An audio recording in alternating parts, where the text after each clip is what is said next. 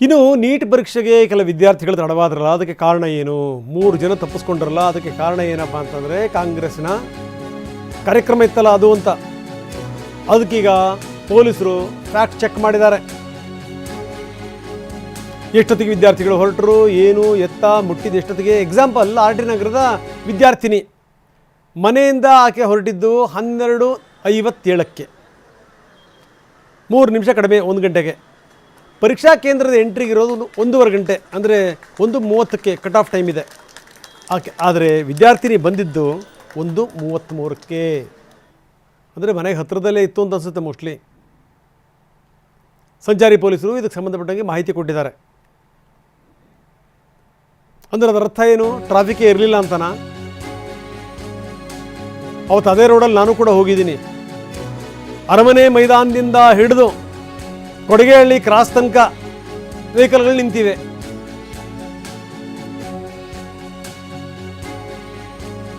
ಇನ್ನು ಸಂಸದ ತೇಜಸ್ವಿ ಸೂರ್ಯ ವಿರುದ್ಧ ಕೂಡ ಸಚಿವ ಪ್ರಿಯಾಂಕ್ ಖರ್ಗೆ ಕಿಡಿಕಾರಿದ್ದಾರೆ.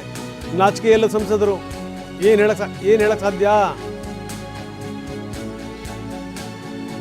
ಒಬ್ಬರು ಮಾಗಡಿಯಿಂದ ಬಂದಿದ್ದರು, ಹಳೆಯ ಹಾಲ್ ಟಿಕೆಟ್ ತಂದಿದ್ದರು.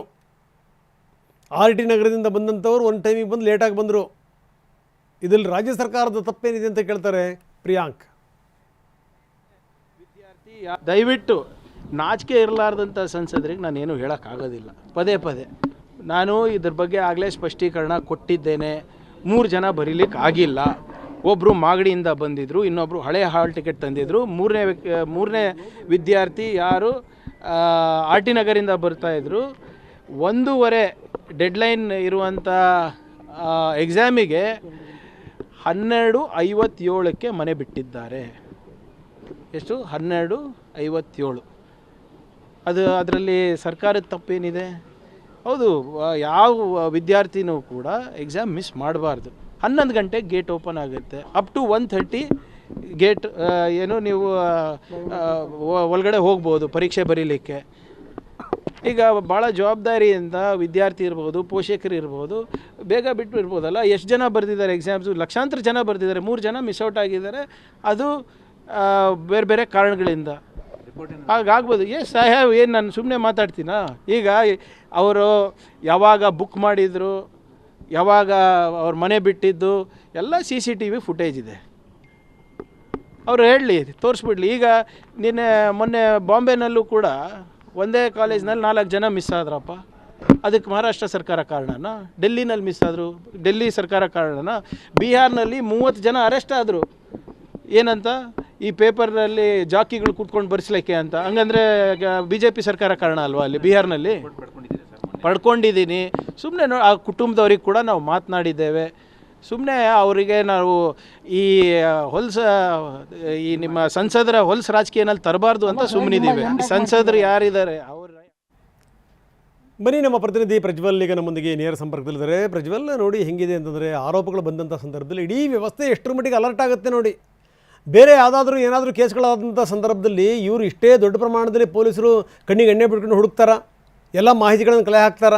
ಯಾವಾಗ ಸರ್ಕಾರದ ಮೇಲೆ ಬಂತಲ್ಲ ಆರೋಪ, ಬಂದ ತಕ್ಷಣವೇ ಪೊಲೀಸರು ಹುಡುಕಿದ್ದಾರೆ. ಆ ಹುಡುಗಿ ಎಷ್ಟೊತ್ತಿಗೆ ಹೊರಟಲು, ಏನು ಕತೆ, ಎಷ್ಟೊತ್ತಿಗೆ ಬಂದಳು, 1:30ಕ್ಕೆ ಕಟ್ ಆಫ್ ಟೈಮ್ ಇತ್ತು, ಆಕೆ ಬಂದಿದ್ದು 1:33ಕ್ಕೆ, ಎಷ್ಟರ ಮಟ್ಟಿಗೆ ಎಲ್ಲ ವಿವರಗಳನ್ನು ಕಲೆ ಹಾಕಿದ್ದಾರೆ ನೋಡಿ.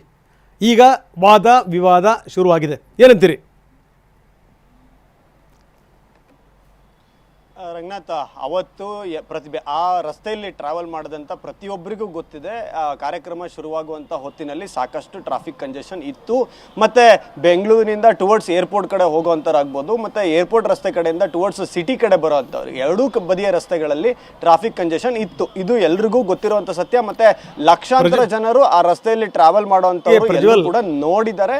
ಪ್ರಜ್ವಲ್, ಇದ್ರ ಜೊತೆಗೆ ಇನ್ನೊಂದಿಷ್ಟು ಸೇರಿಸಿ ಹೇಳ್ತಾ ಇದ್ದೀನಿ. ಏನು ಅಂದರೆ, ಅವತ್ತು ನಾನು ಅದೇ ರಸ್ತೆಯಲ್ಲಿ ಹೋದೆ.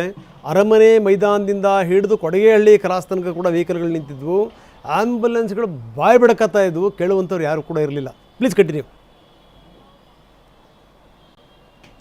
ಅದೊಂದು ರಸ್ತೆ ಮಾತ್ರ ಅಲ್ಲ ರಂಗನಾಥ್, ಹೆಬ್ಬಾಳಕ್ಕೆ ಕನೆಕ್ಟ್ ಮಾಡುವಂತ ರಸ್ತೆಗಳು ಅಂದ್ರೆ KR ನಿಜ. ಟುವರ್ಡ್ಸ್ ಹೆಬ್ಬಾಳ ಕಡೆ ಬರೋಂಥದ್ದಾಗಿರ್ಬೋದು, ಮತ್ತೆ ಗೊರಗುಂಟೆಪಾಳ್ಯದಿಂದ ಟುವರ್ಡ್ಸ್ ಹೆಬ್ಬಾಳಕ್ಕೆ ಬರೋಂಥ ರಸ್ತೆ ಅದು ಕೂಡ ಕಂಜೆಷನ್ ಇತ್ತು. ಕಂಜೆಷನ್ ಇರಲೇ ಇಲ್ಲ ಅಂತ ಹೇಳೋದನ್ನ ಯಾರು ಕೂಡ ಒಪ್ಲಿಕ್ಕೆ ಸಾಧ್ಯ ಇಲ್ಲ. ಅದು ಹೇಳಿದ್ರೆ 100% ಅದು ಸುಳ್ಳೆ ಅಂತಲೇ ಹೇಳಿ ಕ್ಲಿಯರ್ ಕಟ್ ಆಗಿ ಗೊತ್ತಾಗುತ್ತೆ. ಅಂಗೈ ಹುಣ್ಣಿಗೆ ಕನ್ನಡಿ ಸಾಕ್ಷಿ ಬೇಕಾ ಅನ್ನೋ ರೀತಿಯಲ್ಲಿ ಕ್ಲಿಯರ್ ಕಟ್ ಆಗಿ ಎಲ್ಲರೂ ಕಣ್ಣಲ್ಲೂ ನೋಡಿದ್ದಾರೆ. ಆದ್ರೆ ಈ ಪರ್ಟಿಕ್ಯುಲರ್ ಕೇಸಲ್ಲಿ ಪೊಲೀಸರು ಒಂದು ಫ್ಯಾಕ್ಟ್ ಚೆಕ್ ಅನ್ನು ಮಾಡಿದ್ದಾರೆ. 12:57ಕ್ಕೆ ಮೋಸ್ಟ್ಲಿ ಆಕೆ ಮನೆಗೆ ಹತ್ತಿರ RT ನಗರದಿಂದ RC ಕಾಲೇಜಿಗೆ ಬರಲಿಕ್ಕೆ ಸಾಮಾನ್ಯವಾಗಿ ಒಂದು 15ರಿಂದ 20 ನಿಮಿಷ ಸಾಕು. ಯಾಕಂದ್ರೆ ಒಂದು 2ರಿಂದ 3 ಸಿಗ್ನಲ್ ಅನ್ನು ದಾಟಿದ್ರೆ ಅವರು ಕಾಲೇಜಿಗೆ ಬರ್ತಾರೆ. ಚಾಲುಕ್ಯ ಸಿಗ್ನಲ್ ದಾಟಿದ್ರೆ ಸಾಕು, ಆಲ್ಮೋಸ್ಟ್ RC ಕಾಲೇಜಿನ ರೀಚ್ ಆದಂಥ ಪರಿಸ್ಥಿತಿ ಇರುತ್ತೆ.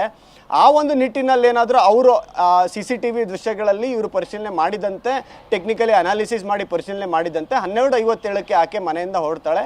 ಜೊತೆಗೆ 1:33ಕ್ಕೆ ಕಾಲೇಜನ್ನು ತಲುಪ್ತಾರೆ. ಆದರೆ 1:30ಕ್ಕೇನೆ ಎಂಟ್ರಿ ಕ್ಲೋಸ್ ಆಗುತ್ತೆ. 1:30 ಒಳಗಾಗಿ ಎಂಟ್ರಿ ಪಡ್ಕೊಳ್ಬೇಕು ಎಲ್ಲ ವಿದ್ಯಾರ್ಥಿಗಳು. ಆದರೆ ಆಕೆ 1:33ಕ್ಕೆ ಬಂದ ಕಾರಣವಾಗಿ ಆಕೆಗೆ ಎಂಟ್ರಿಯನ್ನು ಡಿನೈ ಮಾಡಲಾಗುತ್ತೆ ಅನ್ನೋದನ್ನ ಫ್ಯಾಕ್ಟ್ ಚೆಕ್ ಮಾಡಿ ಅಧಿಕಾರಿಗಳು ಆ ಒಂದು ಮಾಹಿತಿಯನ್ನ ಪಬ್ಲಿಕ್ ಡೊಮೈನಲ್ಲಿ ಇಟ್ಟಿದ್ದಾರೆ. ಮತ್ತೆ ಇನ್ನೊಂದನ್ನ ಅವ್ರು ಹೇಳ್ತಾರೆ, ಅಧಿಕಾರಿಗಳು ಹೇಳೋ ಪ್ರಕಾರ ಅಂದ್ರೆ ಶಾರ್ಟ್ ರಸ್ತೆ ಇತ್ತು ಆದ್ರೂ ಸಹಿತ ಅವರು ಲಾಂಗರ್ ರೂಟ್ ಅನ್ನ ತೆಗೆದುಕೊಂಡಿದ್ದಾರೆ ಅಂತ. ಮತ್ತೆ ಇನ್ನೊಂದು ವಿಚಾರ ಏನಂದ್ರೆ ಸ್ಟೂಡೆಂಟ್ಗಳು ಕನಿಷ್ಠ 1 ಅವರ್ ಮುಂಚೆ ಸೇರ್ಬೇಕಾಗಿತ್ತು. ಯಾಕಂತ ಅಂದ್ರೆ ನಮ್ಮ ಬೆಂಗಳೂರಿನ ಟ್ರಾಫಿಕ್ ಪರಿಸ್ಥಿತಿ ನಾರ್ಮಲ್ ದಿಂದಲೂ ಕಷ್ಟ ಇರುತ್ತೆ.